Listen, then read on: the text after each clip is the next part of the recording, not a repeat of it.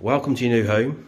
There are a few items we need to walk around and discuss with you. These vents here on the windows are called trickle vents. We recommend you keep these open for the next 2 or 3 months, and what this does, it helps the moisture to escape from the house. In this house type we have fire doors with your intermittent strip that runs around your door frame, and what that does, if there happens to be a fire, it expands and keeps the smoke and the fire whichever side the problem is. Because you've got fire doors in here, your windows are not fire escape windows, although these ones do open far enough for you to get out, but they're not fire escape windows. Now you can leave these on a half a latch to help vent out the house as well, and that's completely secure to leave that like that. In bedroom 1, you've got a thermostat on the wall. This controls the whole of upstairs, and your radiator in your bedroom 1 won't have a TRV valve on it because it's controlled by the thermostat. Into your ensuite, you'll have an extractor fan. We recommend you use this every time you have a shower. This also helps out the drying out period of the house. Your power bar shower is run off the boiler. So if your boiler goes down, you've got no hot water, but there is an immersion switch we can show you in the airing cupboard in a bit. Your sinks, your plugs are a push button to seal it, push to let go, hot and cold left and right. Your toilets have a soft close on your toilet seat so it doesn't slam, and your toilet flush is a half flush and a full flush to save water. In your loft space, you can see insulation which is about 450mm thick. We don't recommend you board your loft space or store anything valuable up there, as things can get damp. This can also void your warranty. Just to the left or right of the opening, there will be a colour black cable. This is your TV aerial, but you need to supply your own aerial with that. Into the main bathroom, you have a very similar sink to the one we had in the ensuite, same with the toilet. You have a shower over the bath. So one side you've got the shower head, and then if you turn it the other way, you've got the tap. The other side you've got the temperature. Now these do get quite hot, so you have a push button here.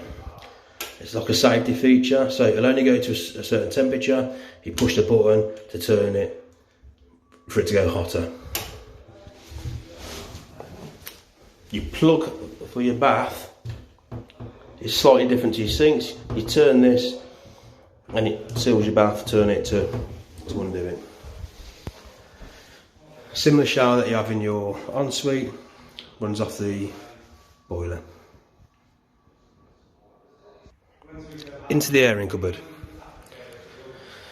So I know this looks complicated, but it is fairly simple.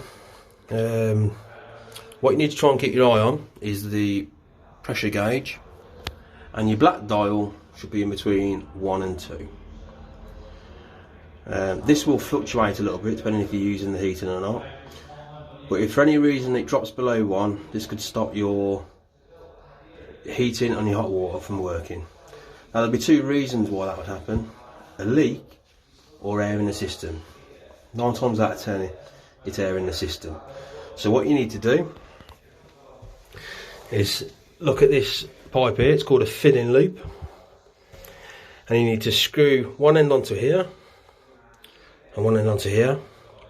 Open the tap, and it will slowly pressurise up, stopping between 1 or 2. And then what you do, you turn both taps off and then disconnect your filling loop. Or if you're unsure, give me a call. We're more than happy to come out and show you how to do it again. This is what controls your hot water. So we recommend you keep it on 3. so people don't get scolded, or you can just adjust it to suit. These are just relays for your upstairs, downstairs heating. You don't really need to touch them. Now, you've got a date here, so your first 12 months is free from that date, and then you have to get it serviced every 12 months to keep it within warranty. So, the smoke alarms dotted around the house are mains and battery operated. We recommend you change the batteries every 12 months. These have been in now for the last, I'd say, 5 months, so it'd be slightly less than 12. So if this one happens to go off, downstairs goes off as well, and vice versa. Downstairs goes off, this one goes off. They talk to each other. Okay, into your lounge area, you have a HDMI cable on the wall. That's if you'd like to put your TV on the wall. And the idea of that is, TV on the wall, plug your cable in. It makes this cable live down here, this HDMI cable here. And what you do, you put your BT box, Sky box, Virgin box, whatever you have in a unit here, and it all connects up here. That way, you don't have any wires trailing up and down the wall. If you don't want to do that, you can just coil this up and stick it back inside. Patio doors. So these patio doors, unlike some, these come with metal handles. That's more of a security feature. And this bar here is attached to the left hand side to stop anyone from trying to break in.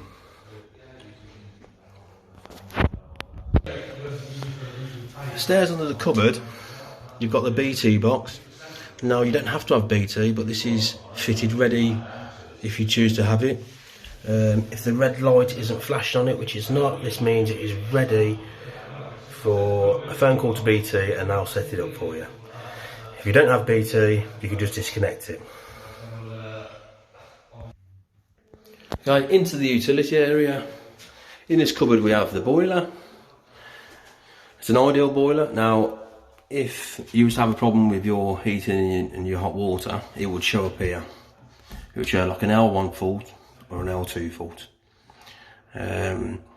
So if it's late at night and it comes up L1, L2, if you look in your manual or Google ideal boiler L1 fault, it'll tell you what it is.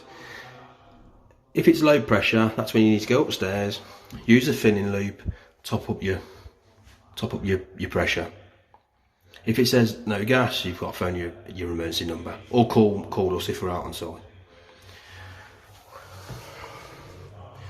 This control here is your heating control. So you can set it on timers, when to come on, when to go off. That controls the whole of the house.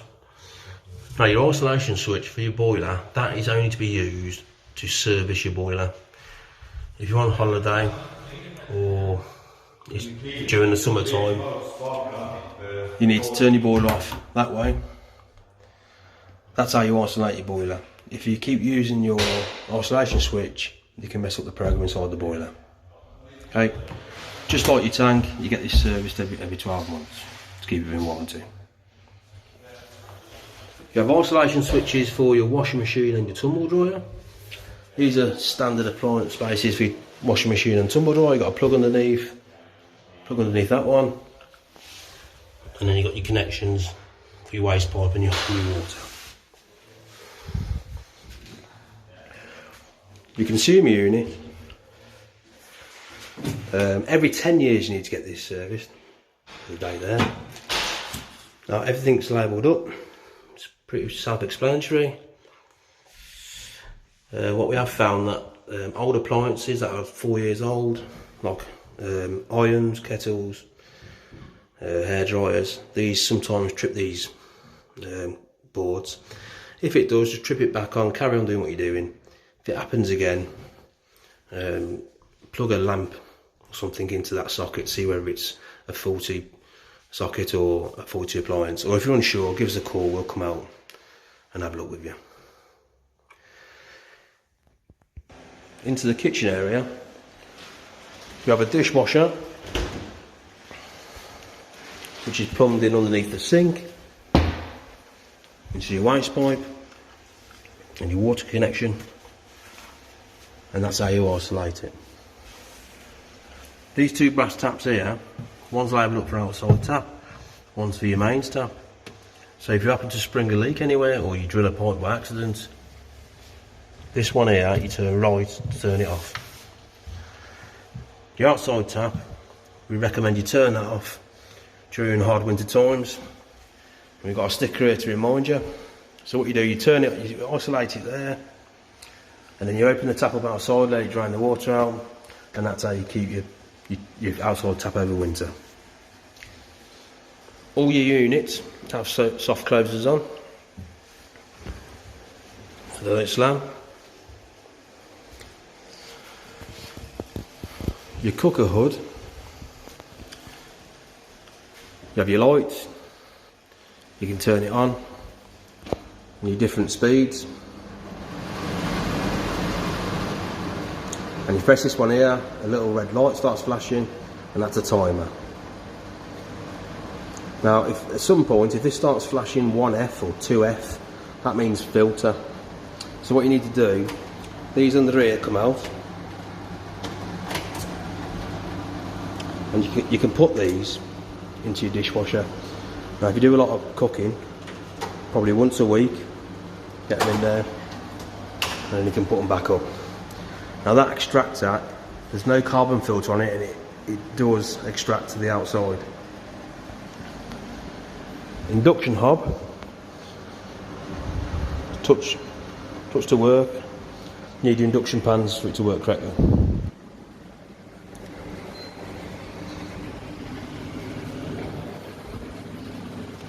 Oven and microwave.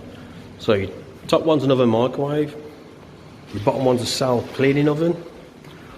So what we recommend for the first hour of using these, full power for an hour, let it burn off the oils inside. Probably open one of the windows, you'll smell it. Do that before you do any cooking. Fridge freezer, good size.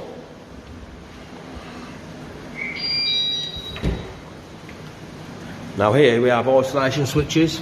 We have one for the fridge, one for the oven, one for the hob, one for the extractor, one for the dishwasher. Now we use them, if you need to service it, this is what you'll be using. In this cupboard, that's your mains for your induction hob. In this kitchen we have quartz worktops. So the way to clean quartz worktops is a soft cloth, soapy water, no scouring pads, no hard chemicals, no hot pans directly onto the surface. This will damage the worktop.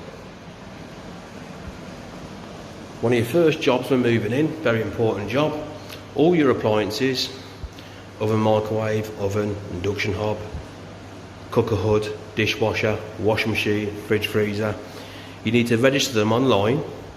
It's a simple process. If you struggle to do it, we can help you do it. If one of these was to happen to break down after you move in, we can't really do much on site. You'd have to go to the manufacturer. They're only based up the road, and they come out within a day. Now we have Antico flooring throughout. Best thing about Antico is